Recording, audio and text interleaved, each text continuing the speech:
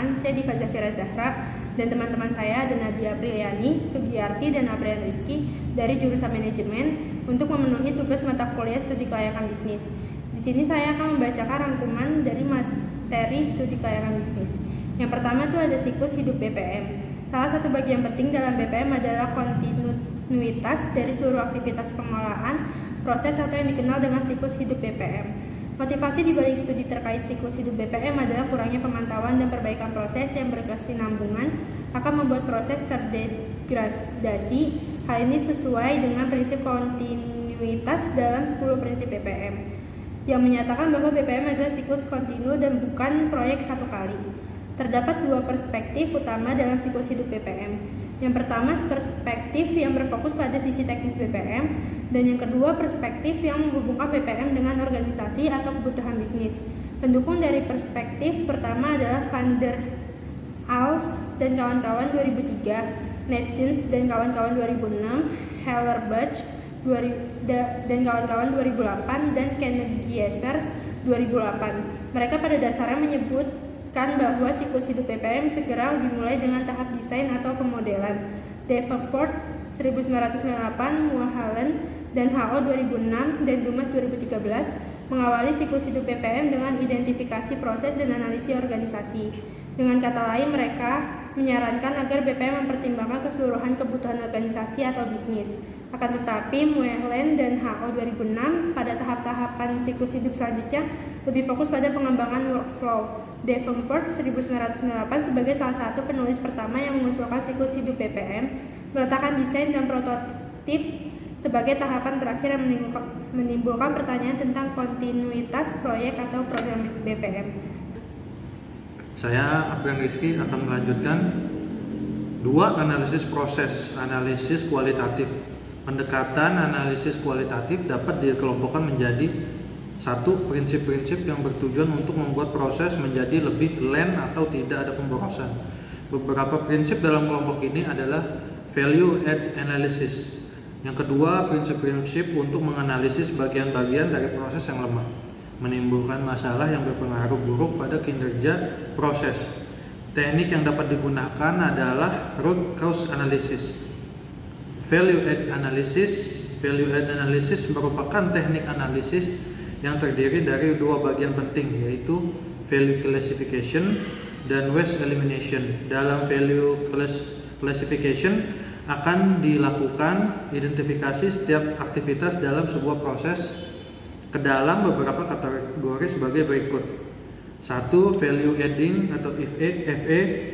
Aktivitas yang termasuk ke dalam kategori ini adalah aktivitas yang menghasilkan nilai atau secara langsung berkontribusi dalam memuaskan pelanggan. 2. Business value adding BFA. Aktivitas yang termasuk ke dalam kategori ini adalah aktivitas yang penting dan berguna untuk berkelangsungan bisnis, namun tidak secara langsung berkontribusi dalam memuaskan kebutuhan pelanggan. Selanjutnya akan dibacakan oleh Sugiyarti. Ketiga, analisis kuantitatif. Analisis kuantitatif adalah alat yang bermanfaat untuk mendapatkan wawasan tentang sebuah proses, namun hasil dari analisis kualitatif seringkali tidak cukup detail untuk menjadi dasar pengambilan keputusan. Oleh karena itu, Dumas dan kawan-kawan juga memperkenalkan berbagai teknis untuk menganalisis proses bisnis secara kuantitatif terkait dengan ukuran kinerja tertentu. Umumnya, ukuran kinerja yang dianalisis adalah yang pertama, waktu, misalnya waktu siklus, yaitu waktu yang dibutuhkan untuk menangani sebuah kasus dari awal sampai akhir. Ukuran lain terkait waktu adalah waktu tunggu dan waktu pemesanan. Biaya adalah segala ukuran yang terkait dengan kinerja finansial, baik berupa pemasukan, keuntungan, ataupun perputaran uang. Yang ketiga, kualitas dari proses bisnis dapat dilihat dari sisi pelanggan maupun dari sisi pelaksana proses. Dari sisi pelanggan, kualitas dapat diukur dari kepuasan pelanggan, sementara kualitas internal dapat dilihat dari sejauh mana pelaksana proses mampu mengendalikan pekerjaan yang dilakukan.